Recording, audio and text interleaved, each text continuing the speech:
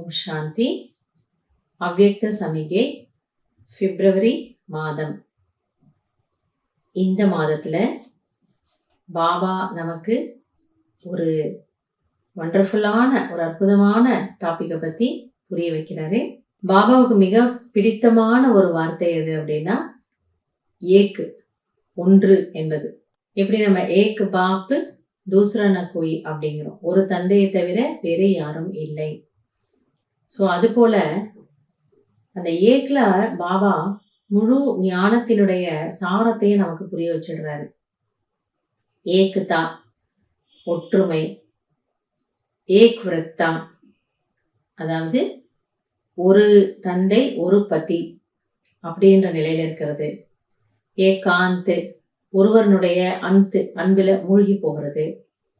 ஏகாகிரத்தா ஒருமுகத்தன்மை. ஏக்ரஸ் ஒரே ரசனை. ஸோ இது போல பாபாவுக்கு ரொம்ப பிடித்தமான ஒரு வார்த்தை என்னன்னா ஏக். எனவே இந்த மாதத்தினுடைய சமிகையினுடைய தலைப்பு கூட என்னவென்றால் ஏகாந்த பிரிய பனோ, ஏகதா और एकाग्रता को अपनाओ. एकांत प्रिय बनो, एकता और एकाग्रता को अपनाओ. ஏகாந்த பிரியமானவராக ஆகுங்கள். அதாவது ஏகாந்த பிரிய, அந்த ஹிந்தி வார்த்தை அது மூணா பிரிச்சா ஏக்கு பிளஸ் அந்து பிளஸ் பிரிய.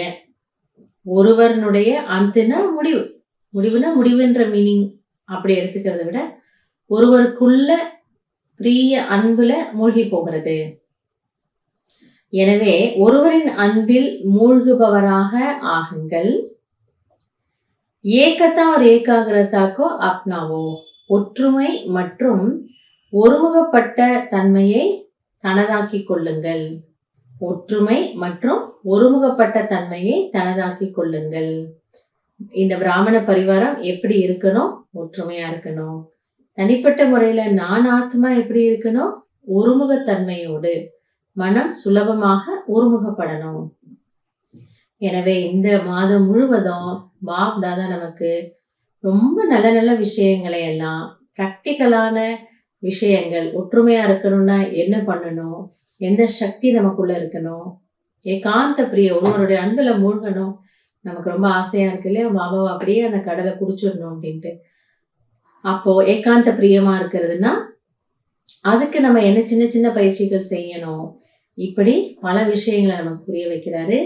எனவே இந்த மாதம் நல்லதொரு புருஷார்த்தியாக, முயற்சியாளராக நாம இருக்கலாம். இதை பயிற்சி செய்து வழக்கம் போல நல்ல ஒரு ரிசல்ட்டை நம்ம பாப் தாதாவுக்கு கொடுத்து பாப் தாதாவை குஷிப்படுத்தலாம், திருப்திப்படுத்தலாம். அவருடைய ஆசீர்வாதத்திற்கு பாத்திரமான ஆத்மாவாக ஆகலாம். நல்லது. ஓம் சாந்தி. அவ்யக்த சமிகை 1 பிப்ரவரி 2025.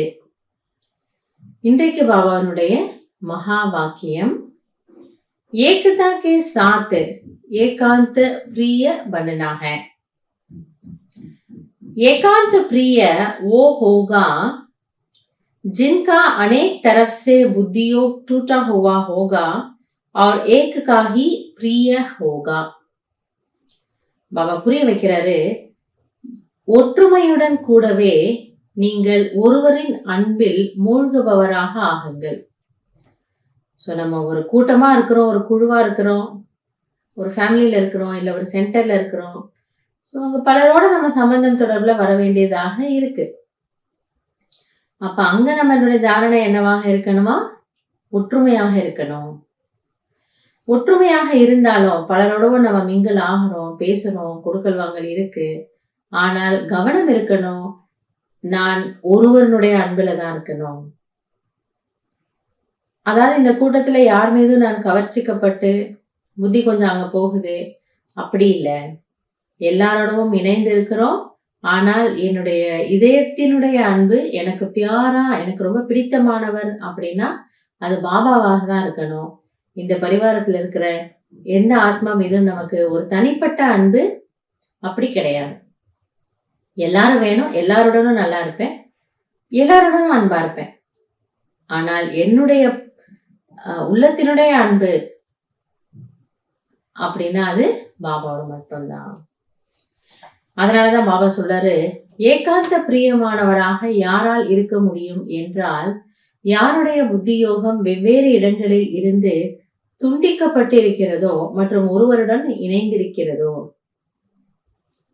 சோ ஒருவேளை நம்மளோட புத்தி யோகம் நபர் 1, நபர் 3, நபர் 5 இவங்க பின்னாடி இருந்துட்டு இருந்ததுன்னா பின்ன புத்தி அங்க போறதில்ல.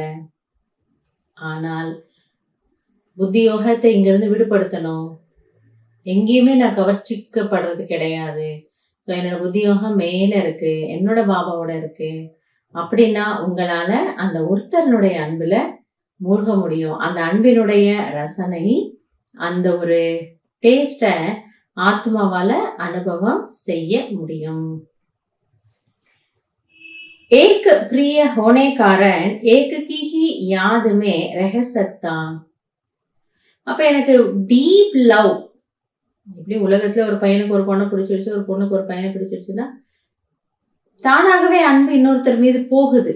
ஸோ அந்த மாதிரி என்னுடைய ஒரு ஆழமான அன்பு, சொல்லப்போனா ஒரு ஆழமான காதல், அது ஒருத்தர் மேல இருக்கு அப்படின்னும் பொழுது மாமா சொல்றது தானாகவே உங்களுக்கு என்னுடைய நினைவு வருது. அது வேற யார் பின்னாடியும் யார் மீதும் போகிறதுக்கு வாய்ப்பே கிடையாது. ஏகாந்த் பிரிய அர்த்தாத் ஏக் கே சிவாய் தூசரா ந கோயி. ஆக ஏகாந்த பிரியர் அப்படின்னா எனக்கு வேற எதுவும் இல்லை, வேற யாரும் இல்லை. லௌகிகத்துல சொல்ற மாதிரி எனக்கு யார் பாருக்கிறாங்க, எனக்கு யாரும் இல்லை அப்படி துக்கத்தினால சொல்றது இல்லை, இது நொந்து போய் சொல்றது இல்லை. ஆனால் இது நிறைய பிராப்தி கிடைக்குது. அந்த ஒருத்தரிடமிருந்து எல்லா சம்பந்தங்களுடைய ரசனையினுடைய பிராப்தி கிடைக்கிறதுனால எனக்கு வேற எங்கேயும் இன்ட்ரெஸ்ட் போகிறது இல்லை. புரியுது இல்லையா இந்த பாயிண்ட்? எனக்கு வேற எங்கேயும் புத்தி போகிறது இல்லை. ஏன்னா ஒருத்தர்கிட்ட எல்லாம் கிடைச்சிடுது. ஸோ இன்னொருத்தர்கிட்ட நான் எதை எதிர்பார்க்கணும், அவங்க எனக்கு ஏதோ செய்யணும், அவங்க எனக்கு சூக்ஷமா ஏதோ கொடுக்கணும், என் மீது அன்பு காட்டணும், அதை கூட இப்ப இந்த ஆத்மா எதிர்பார்க்கறது இல்லை. ஆனா அந்த ஒருத்தர்கிட்ட அவ்வளோ கிடைக்குது. ஸோ அதனாலதான் ஒருவரை தவிர வேற யாரும் இல்லைன்னு அர்த்தம். மற்றதெல்லாம் கட் பண்ணணும்னு கிடையாது, மற்றது எல்லாரும் இருக்காங்க. ஆனால் என்னுடைய கவனம் யார் பக்கமும் போறதில்லை. ஏன்னா எனக்கு பாபா அவ்வளவு கொடுத்துடுறாரு, அவ்வளோ இந்த ஆத்மாவை நல்லா ஃபில் பண்ணி நல்லா நிரப்பி சந்தோஷமா வச்சுக்கிறாரு. ஸோ எனக்கு எங்கேயும் புத்தி போறதில்லை. சர்வ சம்பந்த சர்வ ரசனாயே एक से लेने वाला ही एकांत प्रिय हो सकता है. எனவே அதை புரிய வைக்கிறாங்க. எப்பொழுது உங்களுடைய சர்வ சம்பந்தங்களும் அனைத்து ரசனைகளும், ஒவ்வொரு சம்பந்தத்துக்கும் ஒரு டேஸ்ட் இருக்கு இல்லையா? ஃப்ரெண்ட்னா கொஞ்சம் கேஷுவலா இருக்கும், டீச்சர்னா கொஞ்சம் ரெஸ்பெக்ட்ஃபுல்லா இருக்கும், அப்பானா அன்பு இருக்கு ஆனா கொஞ்சம் ஸ்ட்ரிக்டா இருக்கலாம், அம்மானா அது கொஞ்சம் டேக் இட் ஈஸி அப்படி இருக்கலாம்.